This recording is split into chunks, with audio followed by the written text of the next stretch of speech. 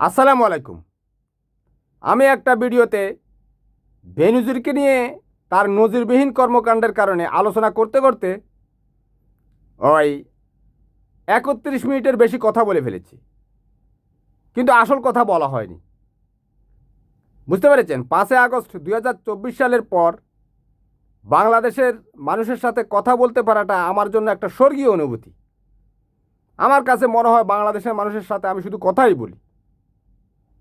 নিজের মধ্যে সেরকম চাঞ্চল্য, কেমন একটা স্বর্গীয় অনুভূতি আসে, মনের মধ্যে একটা পূর্তি আসে। এদেশের মানুষগুলোকে দেখতেই ভালো লাগে, এই জন্য তাদের জন্য কথা বলি। তারা আমার ভিডিওতে লাইক দিবে, কমেন্ট করবে, এই প্রত্যাশা করি। নাহলে আর কি দরকার? এই পৃথিবীর বেশিরভাগ মানুষই তো নিরাপদ দূরত্বে থাকে। বুঝতে পেরেছেন? কথা বললে তো আপনার শত্রুতা তৈরি হয়। আমার তো অলরেডি শত্রুতা তৈরি হয়ে গেছে। আমি গোলাম মাওলা রনি সাহেবের একটা ভিডিওতে একটা কমেন্ট করেছি। আমি এই কথাটা প্রায় বলবো। আমাকে বলেছে মেরে লাল করে দিবে। বুঝতে পেরেছেন? কমেন্ট করার অপরাধে। বুঝতে পেরেছেন? রিপ্লাই দিয়েছে একজন, আমি তাকে রিপ্লাই দিয়েছি, সে আমাকে পাল্টা রিপ্লাই দিয়েছে মেরে লাল করে দিবে। যেখানে সেখানে কমেন্ট করি কেন? বুঝতে পেরেছেন? তাহলে এই কথাটা কিন্তু কমেন্টে যায়। কমেন্টে গেলে শত্রুতা তৈরি হয়। কারণ আপনি যাকে মানুষ হিসেবে দেখেন সে মানুষ না, সে শেখ মুজিবের বাচ্চা। তার আব্বা শেখ মুজিব। সে আওয়ামী লীগ সমর্থক হলে আপনার বক্তব্যের কারণে আপনাকে সে মেরে দিবে, মেরে লাল করে দিবে। তো লাল করে দিলে কি হবে বুঝেন না? রাম রাম সত্য হে, আপনি শেষ। আপনাকে হয় কবরে যেতে হবে মুসলমান হলে, আর হিন্দু হলে চিতায় যাবেন। আর বাংলাদেশে মুসলমানদের কবর ছাড়া আর কোনো গতি নেই। হিন্দু হলে আপনি কিন্তু বেঁচে যাবেন, কারণ পার্শ্ববর্তী বিশাল দেশ ভারত বিশ্বের পরাশক্তি। হিন্দুদেরকে রক্ষা করার জন্য তারা আছে, হিন্দুদের প্রতিনিধি শেখ হাসিনাও আছে। কিন্তু আপনি মুসলমান, আপনাকে রক্ষা করার কেউ নাই।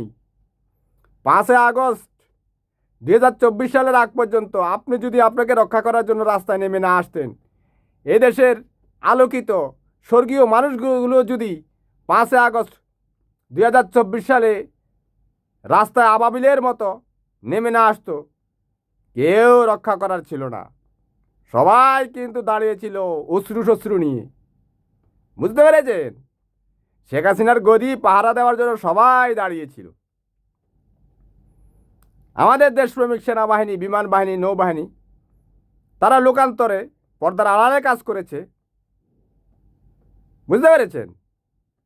তারা ঠায় দাঁড়িয়েছিল, ঠায় দাঁড়িয়েছিল। যারা আপনার সমর্থক তারা কিন্তু ঠায় দাঁড়িয়েছিল, কিন্তু আপনার বিপক্ষে যারা ছিল, শেখ হাসিনার পায়ুষ সেনা, শেখ মুজিবের সন্তান, ওই যে রেদওয়ান, রামপুরায় দেখেছেন না কিভাবে গুলু করে এভাবে এভাবে শিকার করে করে মানুষকে মারছে? হ্যাঁ, দেখেননি? চানখারপুলে দেখেননি শেখ মুজিবের সন্তানরা মানুষকে পাখির মতো হরিত্যা করে? ওই পুলিশ লীগের শেখ মুজিবের সন্তানরা হরিত্যা করে ফুর্তিতে মাতোয়ারা। কখনো চিন্তা করেছেন সে গুলু করে মানুষ হরিত্যা করার পর সে এত আনন্দিত কেন? কারণ সে শেখ মুজিবের সন্তান, সে শেখ মুজিবের বক্তৃতা শুনে। কথা শেষ হতে চায় না আপনাদের সাথে, শুধু মন চায় কথা বলি। অন্তর্নিহিত তাৎপর্যগুলো আপনাদেরকে উপলব্ধি করানোর চেষ্টা করছি। আপনার পাশে দেখবেন যে একটা আওয়ামী সমর্থক, ওই কিন্তু বেনজির, ওই কিন্তু কর্নেল রেদওয়ান। কর্নেল বলে ফেলেছি। এই পদবিগুলো কিন্তু এদেশের মানুষের অনেক সম্মানজনক, কিন্তু শেখ মুজিবের সন্তানদেরকে এনেও কিন্তু এই সমস্ত উপাধি দেওয়া হয়েছে। কর্নেল, মেজর, ব্রিগেডিয়ার, সেনাপ্রধান, এগুলো কিন্তু, এই পদবিগুলো কিন্তু রাজস্বিক পদবি। বুঝতে পেরেছেন? এই পদবিগুলো কিন্তু প্রাচুর্যপূর্ণ পদবি। কি বলবো, আমি ভাষা খুঁজে পাচ্ছি না। কিন্তু এই পদবিগুলো, এই পোশাক পরে কিন্তু বেনজির বসে গেছে, রেদওয়ান বসে গেছে। বুঝতে পেরেছেন? ওই ব্রিগেডিয়ার পদ নিয়ে জিয়াউল হাসানের মতো কসাই, সে বসে গেছে। এই যে রাজস্বিক পদবিগুলো নিয়ে, এই পদবিগুলোকে কিন্তু মানুষ সম্মান করে, ঐশ্বর্যের প্রতীক মনে করে। একজন মানুষের জীবনে দেশপ্রেমে উদ্বুদ্ধ হয়ে কর্নেল, মেজর, জেনারেল, সেনাপ্রধান, আর্মি চিফ এই পদবিগুলো নেওয়ার জন্য কিন্তু মুখিয়ে থাকে। দেশের মানুষ বিশ্বাস করে, মনে প্রাণে বিশ্বাস করে যে এই পদবীর মানুষগুলো বুক চেতিয়ে এদেশের মানুষকে রক্ষা করার জন্য এগিয়ে আসবে। এই পদবিগুলোর মধ্যে কিন্তু এই পদবীর মানুষগুলোর উপর কিন্তু মানুষের আশা ভরসা, আওয়ামী লীগের লোকেরা আশা ভরসা করে। বুঝতে পেরেছেন? কখনো চিন্তা করে যান আওয়ামী লীগের লোকেরা কেন আশা ভরসা করে? তারা বলে 5 আগস্ট 2024 সালে বাংলাদেশ সেনাবাহিনী, বিমান বাহিনী, নৌবাহিনী এরা গাদ্দারি করেছে আওয়ামী লীগের সাথে। কেন বলে বলেন তো? অনেকে তো অনেক ভিডিও বানায়, কখনো বলেও না। দেখি, আমি অনেক ভিডিও দেখি ওই টকশোই দেখি। কেন দেখি? তাদের কথার যে কথামালার অন্তর্নিহিত তাৎপর্য বোঝার চেষ্টা করি। কথার অর্থ কি? কখনো কি বলেছে আওয়ামী লীগের লোকেরা কেন সেনাবাহিনীর উপর, বিমান বাহিনীর উপর, নৌবাহিনীর উপর, আমাদের এই দেশপ্রেমিক বাহিনীর উপর কেন নির্ভর করে? তারা নির্ভর করে বাংলাদেশের মানুষকে 5 আগস্ট 2024 সালে পুলিশ লীগের মতো গুলু করে কেন দেশের মানুষকে হত্যা করলো না? আপনি দেখবেন ওদের সেনাবাহিনী, বিমান বাহিনী, নৌবাহিনী নিয়ে কোনো কমেন্ট, কেউ কোনো ভিডিও বানালে সেটার মধ্যে খালি এই আমাদের দেশপ্রেমিক সেনাবাহিনীকে, দেশপ্রেমিক বিমান বাহিনী, দেশপ্রেমিক নৌবাহিনীকে তারা কিন্তু গালি দেয়, সোনাবাহিনী বলে, গাদ্দার বলে। কেন জানেন? কারণ তাদের কাছে তো অস্ত্র শস্ত্র ছিল। তারা তো ইচ্ছে করলে কয়েক কোটি লোককে শুইয়ে দিতে পারত। বুলেটও ছিল। বুলেট যদি ব্যবহার করা যায় সমস্যা কী? তাদের হিসাব হচ্ছে এই বুলেটগুলোকে কেন ব্যবহার করা হলো না? এই বুলেটগুলোকে ব্যবহার করে এদেশের মানুষকে হত্যা করে শেখ হাসিনাকে কেন ক্ষমতায় রাখলো না? তাদের অন্তর জ্বালা, জ্বালা জ্বালা জ্বালা, তাদের অন্তর জ্বালা। কারণ এগুলো রাজাকার, এগুলোর জন্মের মধ্যে সমস্যা আছে, এগুলো পৈশাচিক, বর্বর, অসভ্য। এরা শুধু এদের আব্বা শেখ মুজিবের বক্তৃতা ভালোবাসে, আর কাউকে না। 5 আগস্ট 2024 যদি 3 থেকে 4 কোটি মানুষ ঢাকার রাস্তায় না নামতো, আমার কাছে মনে হয় 5 কোটিও হয়ে যেতে পারে। কারণ বিভিন্ন ডিস্ট্রিক্ট থেকে মানুষ ঢুকেছে তো। বাংলাদেশের একটা ইঞ্চি জায়গা খালি ছিল না এদেশের বিপ্লবী গণ অভ্যুত্থানকারী স্বর্গীয় ছাত্র জনতায় ভরে গিয়েছিল। লোকে লোকারণ্য ছিল। আওয়ামী পশুগুলো, আওয়ামী সমর্থকগুলো সবগুলো ঘরে বসেছিল, সব জানোয়ারেরা ঘরে বসেছিল, একটাও বাইরে নয়। কারণ ওই দিন তাদের বক্তৃতার পরাজয়, ওই যে শেখ মুজিবের বক্তৃতা, আমি ওই যে বক্তৃতার সমালোচনা করি, এই বক্তৃতার সমালোচনা করার কারণ ওই যে ওই 31 মিনিটের ভিডিওতেও কিন্তু বক্তৃতার কথা বলতে বলতেও কিন্তু কথাটা অসম্পূর্ণ রয়ে গেছে। এই বক্তৃতাকে যদি আপনি, যেমন আমি এই বক্তৃতাকে কটূক্তি করে কথা বলি, তাদের কাছে মনে হবে যেহেতু এই বক্তৃতার বিরুদ্ধে আমি বলি, তো তারা আমাকে বলবে রাজাকার। যে আমাকে রাজাকার বলবে ও হচ্ছে জারারুর সন্তান। যে রাজাকার সে জারারুর সন্তান। যে অন্যকে বানিয়ে অন্যের উপর কলঙ্ক দেওয়ার জন্য বলে সে হচ্ছে জারারুর সন্তান। মিথ্যা কলঙ্ক দিলে সেটা হচ্ছে জারারুর সন্তান। যে পাকিস্তানপন্থী সে জারারুর সন্তান। যে ভারতপন্থী সে জারারুর সন্তান। যে বাংলাদেশপন্থী একমাত্র সে দেশের সন্তান। সে হচ্ছে সভ্য পিতামাতার সন্তান। কিন্তু এর মধ্যে দেখবেন আমি অনেক সময় পাকিস্তানের,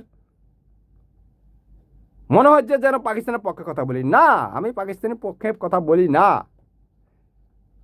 দুই একটা কথা মনে হচ্ছে যেন একটু পাকিস্তানের সাইড দিয়ে কথা বলি। না, কেউ আপনার বন্ধু না।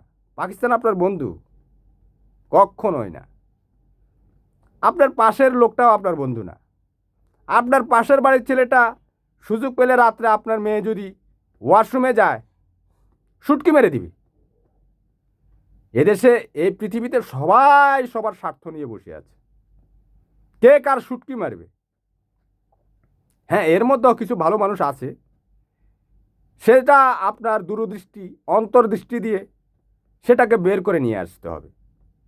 শেখ মুজিবকে তো আপনারা বিশ্বাস করেছেন। এই যে আওয়ামী লীগ যারা করে তারা দেখবেন মুক্তিযুদ্ধ মুক্তিযুদ্ধ।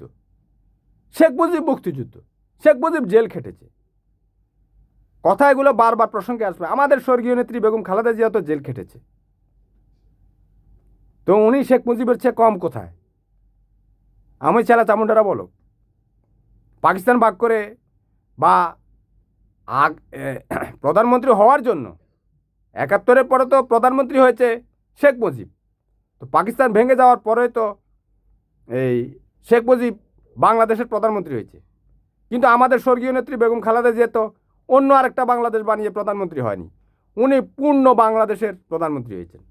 শেখ মুজিব অর্ধেক পাকিস্তানের প্রধানমন্ত্রী হয়েছেন। গদির জন্য এই পৃথিবীতে মানুষগুলো এত নোংরা, গদির জন্য। দেখেন, গদি এমন একটা জিনিস, এই মুক্তিযুদ্ধ তারা বলে, তারা আসলে মূত্রযোদ্ধা,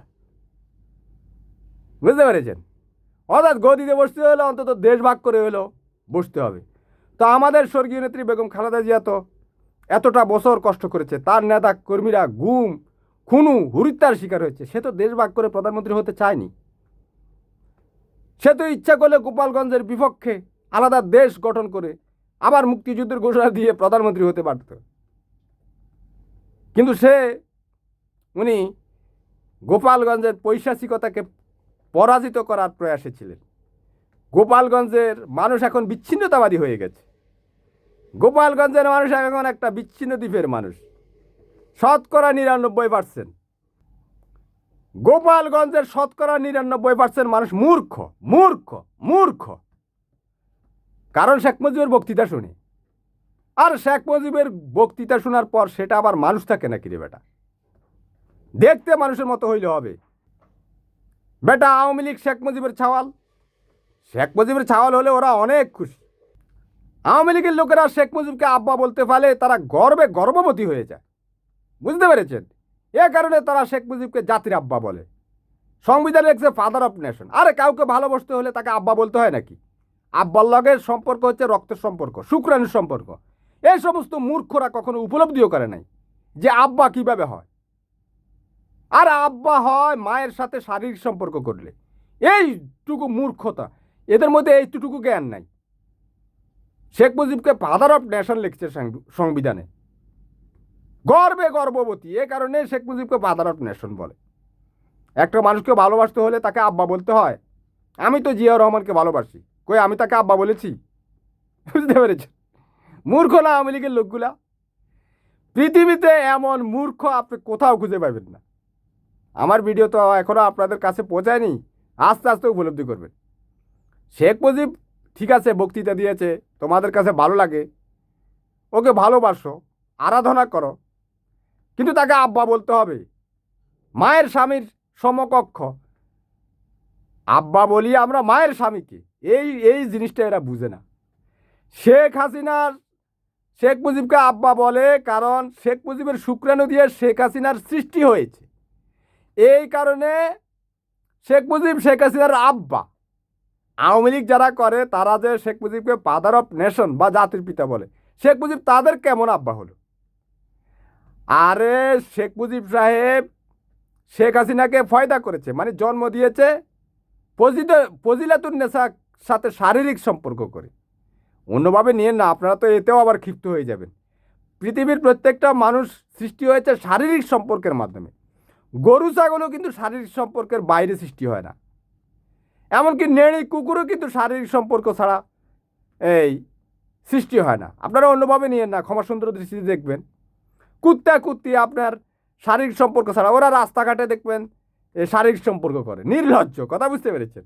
নির্লজ্জ কুত্তা আর কুত্তি কত মানুষকে বিব্রত করে। পৃথিবীর সবচেয়ে নির্লজ্জ প্রাণী হচ্ছে কুত্তা আর কুত্তি।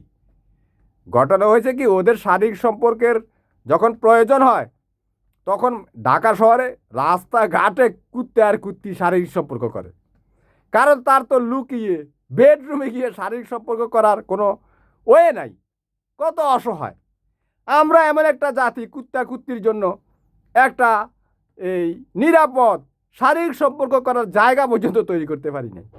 কেমন একটা দুর্ভাগা জাতি বাংলাদেশের মানুষ। কুত্তা কুত্তি রাস্তাঘাটের মধ্যে দেখবেন কার্তিক মাস বা কার্তিক মাসের আগে, এখন তো সব উলট পালট হয়ে গেছে। কুত্তা কুত্তি যেখানে সেখানে শারীরিক সম্পর্ক করে। মহিলারা চোখে কাপড় দেয়, ভদ্রলোকেরা এদিক ওইদিক পাশ কাটিয়ে চলে যায়, আবার কেউ কেউ হাসে, নির্লজ্জ যেগুলো ওগুলো হাসে, বুঝতে পেরেছেন? দাঁড়িয়ে দেয়, আমরা দেখি তো, আমরা তো পাশ কাটিয়ে চলে যাই। একদিন এক মাঠের মধ্যে গিয়েছি, কুত্তা আর কুত্তি শারীরিক সম্পর্ক করতে আছে মাঠের মধ্যে, হাজার হাজার পোলাপাইন খেলতে আছে। এখন দুষ্টু পোলাপাইনে যায়া ওই কুত্তা কুত্তিরে ওদেরকে ঢিলা মারতেছে, আমি যাই আর লইছি পিটুনি লাঠি দিয়া ওই দুষ্টু পোলাপাইনরে, বুঝছেন? কারণ এটা তো দায়িত্ব। এখন আমি তো আলগে দাঁড়িয়ে ভদ্রলোকের মতো বসে থাকতে পারতো, ওরা ওদের একটা অনুভূতি নিচ্ছে, ঠিক আছে, অনুভূতি নিচ্ছে। কারণ শারীরিক, দেখেন শারীরিক সম্পর্কটা কেমন, এই প্রকৃতির সম্পর্কটা, প্রাকৃতিক যে চাহিদা, এটা কত বড় বিপজ্জনক, মানুষকে কোথায় নিয়ে যায়, পশু পর্যন্ত, কুত্তা পর্যন্ত পাগল হয়ে যায়। মাঠের মধ্যে আমরা এতগুলো মানুষ খেলতেছি, হাজার হাজার, মাঠের মধ্যে ধুলা ছাড়া কিছু নাই, কুত্তা কুত্তি মাঠের কোনার মধ্যে কাজ শুরু করে দিয়েছে, বুঝতে পেরেছেন? তো দুষ্টু বলা মানে এগুলো তো বাস্তব অভিজ্ঞতা, এগুলো শেয়ার করলে না আপনি আপনার এই জীবনের অন্তর্নিহিত তাৎপর্য খুঁজে পাবেন, সেই জন্য বলছি আর কি, কথাটা কিন্তু গুরুত্বপূর্ণ কিন্তু। তো আমি থামিয়েছি, এই বেটা ওরা ওদের কাজ করুক। এরপরে ওরা দৌড় দিয়ে পালিয়ে গেছে, বুঝতে পেরেছেন? পালিয়ে যায়নি, অন্যদিকে সরে গেছে, বুঝতে পেরেছে আমি পাগল, সে হচ্ছে কুত্তা আর কুত্তি, ওদের সাথে দুষ্টামি চলে, ওদের দুষ্টামি ওরা করুক, তোমাদের খেলা খেলো। তো কুত্তা কুত্তিও কিন্তু ওই কুত্তা কুত্তি ফরদি 8টা বাচ্চা ফয়দা করে ফেলেছে মাঠের মধ্যে। ভাই প্র্যাকটিসে যেতাম, বুঝতে পেরেছেন, সে তার 8টা বাচ্চা নিয়ে ঘোরাঘুরি করত। তখন আমি ভাবতাম, আহারে ওই দিনে না তোদেরকে মানুষে এনে ওই আচ্ছা ওটা পরে বলছি, এই মানুষে তাদেরকে ওই যে মুরগির চামড়া টামড়া এনে দিত, যারা আবার কিছু আছে কুত্তা কুত্তি প্রেমিক, হ্যাঁ ওরা ভালোবাসে অনেকে, এটা তো মহানুভবতা, প্রাণীদের প্রতি মানুষের একটা দায়বদ্ধতা রয়েছে। ওরা তো খাবার পেত না, ওই মাঠের মধ্যে ঢাকা শহরের কুত্তা কুত্তিকে আপনারা খাবার দিয়েছেন? দেন নাই। কে কয়জনে দিয়েছেন? এরে তারা যে অভুক্ত থাকে দিনের পর দিন, আপনার কাছে গিয়ে চায়ও তো না। ওই বড় বড় বিল্ডিংয়ে থাকেন, একটা রুটি নিচে ফেলবেন, একটা রুটি নিচে ফেলবেন। বড় বড় বাসার মধ্যে আমি দেখি তো 20,000, 25,000, 30,000, 40,000, আমার পাশের বাড়িতে 45,000 টাকা ভাড়া, এত বাড়ায় থাকেন। ওই ফুলের চাষ করেন, ফুলের চাষ করেন, ডেঙ্গু মশার, এডিস মশার চাষ করেন, ফুলের জন্য টাকা খরচ করেন। এই যে কুত্তাগুলা গলির মধ্যে আপনাকে পাহারা দিচ্ছে, রাত্রে টোকায় ঢুকলে ঘেউ ঘেউ করছে, হ্যাঁ অ্যালার্ট করছে, এদের জন্য একটা দুটা রুটি ফেলবেন। ভালো ভালো খাবার খান তো, বিল্ডিংয়ের থেকে ওইখান থেকে আবার খেয়ে গরুর হাড্ডি, খাসির হাড্ডি আবার রাস্তায় ফেলেন, মানুষের মাথায় পড়ে, আমারও গায়ে পড়েছে, হাড্ডি ফেলেন, হাড্ডি কিন্তু বেরিয়ে যাবে, ঠিক আছে? এদেশের মানুষ যখন দৌড়ানি দিবে শেখ হাসিনার মতো, ভদ্র হয়ে যান। হাড্ডি ফেলেন উপর থেকে, কার মাথা পড়ে চিন্তা করেছেন? থুতু ফেলেন উপর থেকে, সভ্য হয়ে যান। ভিডিও করে নিয়ে বানাই।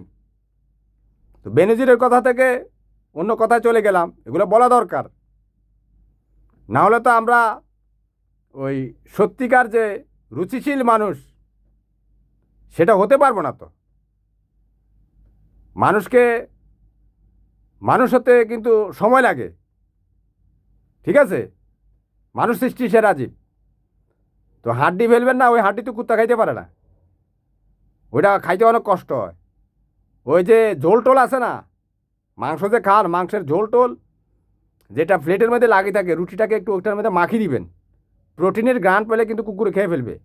কুকুরকে সাদা ভাত দিবেন না, অনেক সময় ভাত পচে গেলে ওইটা আনি দিয়ে দেন, ও এটা খায়। এভাবে মূল্যায়ন করবেন না, আল্লাহর সৃষ্ট প্রাণী, ঠিক আছে? ভাতগুলো ভালো থাকতে যখন দেখবেন ফেলে দিবেন, একটু মাংসের ঝোল টোল থাকলে ওই ঝোলটা একটু মেখে দিবেন। জাল হলে আবার দিবেন না, জাল হলে আবার ঝাল খেয়ে কুত্তা আর কুত্তি রাস্তার মধ্যে কুকর্ম শুরু করে দিবে। কুত্তা কুত্তি রাস্তার মধ্যে কুকর্ম শুরু করে দেয়, এই কারণে কুত্তা কুত্তিতে খাবার দেন না। কুত্তা কুত্তি তো বেডরুম নেই, সে তো আলিশান বাড়িতে থাকে না যে সে বেডরুমে বসে বসে শারীরিক সম্পর্ক করবে। ভদ্র ভাষায় বলি, দৈহিক সম্পর্ক করবে। সবাই কিন্তু ভদ্রলোক, কিন্তু বিয়ে করে বাচ্চা ফয়দা করার জন্য সেইটার দিকে আর থামে না। ওই সময় আর ভদ্রতার কথা চিন্তা করে না। ভদ্রলোকে মেয়ে বিয়ে করে নাকি? এত ভদ্র হলে বাচ্চা পয়দা করে নাকি মেয়ে? পৃথিবীতে কোনো মানুষ ভদ্র না, বুঝছেন? এত ভদ্রতা দেখাইবেন না। আমিও তো এত ভদ্রতা দেখাই না। ইচ্ছে করলে এই সমস্ত কথা আনমিউট করে দিতে পারতাম। এটা আপনাদের উপলব্ধি দেওয়ার জন্য বলছি। তো কুত্তা কুত্তি চলে আসলাম, কথাটার কিন্তু অন্তর্নিহিত তাৎপর্য আছে, মিলিয়ে দেখবেন, বুঝতে পেরেছেন? তো আমি মাঠে যখন যেতাম তখন ওই কুত্তা আর কুত্তির 8টা বাচ্চাকে দেখতাম, আরে তোদের আব্বু আম্মু তো এই কাজ করেছে। মানুষের সামনে হাজার হাজার এখানে অ্যাথলেট ছিল, সবাই খেলছিল, পুরো মাঠের মধ্যে বালি ছাড়া কিছু নাই। তোদের আব্বু আম্মু তো এই কাজ করে তোদেরকে ফয়দা করে ফেলেছে। একবারে এক এক কুকর্মে 8টা ফয়দা হয়ে গেছে। তো ওদেরকে আমরা কুত্তার বাচ্চা বলি, কুত্তির বাচ্চা বলি না। অবশ্য কুত্তিরও অবদান আছে, শুধু কুত্তার বাচ্চা বললে তো সমস্যা। তো শারীরিক সম্পর্কটা, কুত্তারও বাবা আছে, ওই যে বলি না, এখন ওটার কুত্তার বাবা আমরা বাবা বলি না। বাবা বলা হয় মানব শিশুকে বলা হয়, মানব সন্তানকে, যারা সৃষ্টির সেরা জীব তাদেরকে বাবা মামা বলা হয়। বাবা মা, অ্যারাবিয়ানরা মামা বলে মাকে, বা ইংলিশও মামা বলে, ঠিক আছে? বাবা মা বলি আর কি আমরা, ঠিক আছে? এটা মানুষের জন্য আমরা এই ভাষাটা প্রয়োগ করে, কারণ আমরা রুচিশীল তো, কথা বুঝতে পেরেছেন? এ কারণে আমরা সৃষ্টি সেরা জীব, এ কারণে আপনাদের সাথে ভাব বিনিময় করি, কথাবার্তা বলি, বুঝতে পেরেছেন? বেনজিরের কথা থেকে কোথায় চলে গেলাম? তো এ কারণে বলি, যাকে তাকে পিতা বলিও না, ঠিক আছে? কথার বুঝে নিও, কথা কিন্তু মার পাচাচ্ছে, ভেবে কথা বলি। যাকে তাকে আব্বু বলার দরকার নাই, আম্মু যাকে তাকে নেওয়া যায়। আব্বু দেখবেন 4টা বউ রাখতে পারে, 4টা স্ত্রী, 8টা স্ত্রী, 1000 স্ত্রী রাখুক, তার শরীরে কুলেলে, বলার জন্য বলছি আর কি, উদাহরণস্বরূপ বলছি আর কি। কিন্তু জন্মের সময় কিন্তু শুক্রাণু একজনের হতে হবে, এ কারণে আম্মু একজন হতে হয়, বুঝতে পেরেছেন? আম্মু এ কারণে একজন হতে হয়, কারণ ভাণ্ডর মধ্যে কিন্তু একজনেরটা পড়তে হয়, যেটাকে আমরা ভদ্র ভাষায় সিমেন্ট বলি। এক নারীর 4-5 জন পুরুষ থাকলে এই কারণে এটা কেউ মেনে নেয় না। কারণ আপনি ব্যাগের মধ্যে মাংস রাখবেন, মাছ রাখবেন, দুধ রাখবেন, তারপরে আপেল রাখবেন, কমলা রাখবেন, হ্যাঁ, আম রাখবেন, আনারস রাখবেন, তারপরে আর কি রাখবেন? এক ব্যাগের কথা বলছি আর কি, ভালো ভালো জিনিস বলছি আর কি। আবার ভারতীয়রা তো গরুর সোনা নিয়ে আসে, ওটা তো মূল্যবান, ওটার মধ্যে যদি আবার গরুর সোনা রাখেন, কথার কথায় এক ব্যাগের ভিতরে এতগুলো, তো সব দুধও নষ্ট হইলো, মাংসও নষ্ট হয়ে গেলো, সবই নষ্ট হয়ে গেলো। ভারতীয়দের কাছে অবশ্য গোমূত্র সেটা হলে পবিত্র জিনিস, আমি সেটাকে কটূক্তি করছি না, ক্ষমা সুন্দর দৃষ্টি দেখবেন। গোমূত্র তো তারা পান করে। যাক, এই প্রসঙ্গ বললে আবার আরও আধা ঘন্টা হয়ে যাবে ভিডিও, এটা বাদ দিয়ে রাখলাম, শুধু গোমূত্রের মধ্যে থাকলাম। বিশ্লেষণ করতে গেলে অনেক ভিডিও লম্বা হয়ে যাবে। তো এ কারণে নারীর 4, 5, 7, 8 জন পুরুষ সঙ্গী রাখা যায় না, কারণ তাহলে কোনটা মাছ, কোনটা মাংস, কোনটা গৌমূত্র, হ্যাঁ, কোনটা আনারস, কোনটা আপেল, কোনটা কলা, সেটা কিন্তু বাছাই করাটা কষ্টকর হয়ে যাবে, কারণ ওই গৌমূত্র দিয়ে গেলে তো সব হয়ে গেছে একসাথে। এ কারণে নারীর 4-5 জন এই পার্টনার বা সঙ্গী থাকা যায় না, পুরুষের থাকা যায়। কারণ পুরুষ আলাদা আলাদা ভাণ্ডর মধ্যে রাখা যায়, কিন্তু নারীর তো ভাণ্ড আলাদা নাই, ব্যাগ তো আলাদা নাই, যে এই ব্যাগে এটা ঢুকাইলাম, এই ব্যাগে মাছ ঢুকাইলাম, এই ব্যাগে গরুর মাংস ঢুকাইলাম, এই ব্যাগে কলা রাখলাম, এই ব্যাগে আপেল রাখলাম, এই ব্যাগে রাখলাম, গোমূত্র রাখলাম, সেটা তো সম্ভব হবে না। এ কারণে পিতা যাকে তাকে বলা যায় না, আমাদের মাথায় ঘিলু আছে। এই কারণে আমরা জাতীয়তাবাদী শক্তি, যে কোনো লোক, আপনি দেখেছেন কোনো সময় আমাদের mister prime minister Tarique Rahman আমাদের শহীদ প্রেসিডেন্ট জিয়াউর রহমানকে জাতির পিতা বলেছে? কেন বলে না? পরিশীলিত মানুষ, রুচিশীল, শিক্ষিত মানুষ। শিক্ষিত হতে হলে বিসিএস ক্যাডার হতে হয় না, মেধা থাকতে হয়। বিসিএস ক্যাডার হওয়ার জন্য তো আপনার অন্যের থিসিস মুখস্থ করতে হবে। আমি একজনকে দেখলাম, সে খালি মুখস্থ করে, বিসিএস পরীক্ষা দিবে। এখন দেখি কবি নজরুলের এই জন্ম তারিখ মুখস্থ করে, আবার ওই রবীন্দ্রনাথের জন্ম তারিখ মুখস্থ করে। তারপরে বইটা নিলাম, ওরে ওর জন্ম তারিখ, এর জন্ম তারিখ, কত সালে আইছে, কোন জায়গায় ফয়দা হয়েছে, কোন জায়গায় পড়ছে, এগুলো মুখস্থ করে। তো এগুলো মুখস্থ করে শিক্ষিত হওয়া যায়, কিন্তু জ্ঞান হচ্ছে ঐশ্বরিক বিষয়। যে বিমান বানিয়েছে সে কিন্তু ওই মুখস্থ করে কোনো কিছু দিয়ে বিমান বানায়নি। যে আপনার ঘরে লাইটটা জ্বলতেছে, এই লাইটটা সে কোনো থিসিস মুখস্থ করে, ওরা হচ্ছে আলোকিত মানুষ, পৃথিবীর সবচেয়ে মেধাবী মানুষ, পৃথিবীর সবচেয়ে শিক্ষিত মানুষ। আপনি শিক্ষিত হয়েছেন, লাইটের ভিতরে তার দুইটা জ্বলে, নেগেটিভ পজিটিভ একসাথে হয়ে জ্বলতে আছে, আপনি এটা মুখস্থ করছেন, আপনি এইভাবে শিক্ষিত। ঠিক আছে, চিন্তা করে দেখবেন, এর চেয়ে বড় শিক্ষিত না। টেন্সের রুল কে কয়টা জানে, অ্যাক্টিভ ভয়েস প্যাসিভ ভয়েসের রুল কে কয়টা জানে, অনেকে এটাকে শিক্ষিত বলে। আপনার বাবা মার পরিচয় যদি আপনি চিন্তা করতে না পারেন, তাহলে আপনি কিসে শিক্ষিত? আপনাকে জাতির পিতা বলেন, সে কি সবাই, একটা মানুষ কি সবার পিতা হতে পারে? এটুকু মাথা গিলু আসে না? হ্যাঁ, বাংলাদেশে আর কোনো রাজনৈতিক দল করে না? ওই জামাতের লোকরা কি তাদের নেতাকে জাতির পিতা বলে? বিএনপির শহীদ প্রেসিডেন্ট জিয়া রহমানকে কি কেউ জাতির পিতা বলে? এরশাদের দলের জাতীয় পার্টির লোকেরা কি এরশাদকে জাতির পিতা বলে? বলে না তো। তো একজনকে ভালোবাসলে তাকে জাতির পিতা বলতে হবে, তাকে আব্বার আসনে দিতে হবে, আম্মার স্বামী বানাতে হবে। পিতা তো আম্মার সাথে সম্পর্ক, এইটুকু জ্ঞান ধরে না?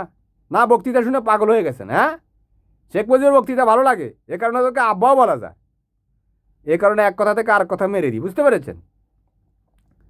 তো আপনাদের সাথে কথা বলতে ভালো লাগে, এখনও একটা থেকে আরেকটায় চলে গেছি। ওই যে পাকিস্তান কামি, ভারত কামি,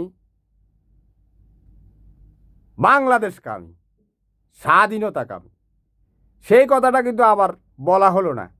সেটার জন্য আরেকটা ভিডিও বানাতে হবে আমার মনে হয়, বুঝতে পেরেছেন? আলোচনা অন্যদিকে চলে যায়, মোড় ঘুরে যায়, কারণ প্রত্যেকটা কথার একটা অন্তর্নিহিত তাৎপর্য থাকে। সেজন্যই বলি, আপনাদেরকে ভালোবাসি বলেই বলি।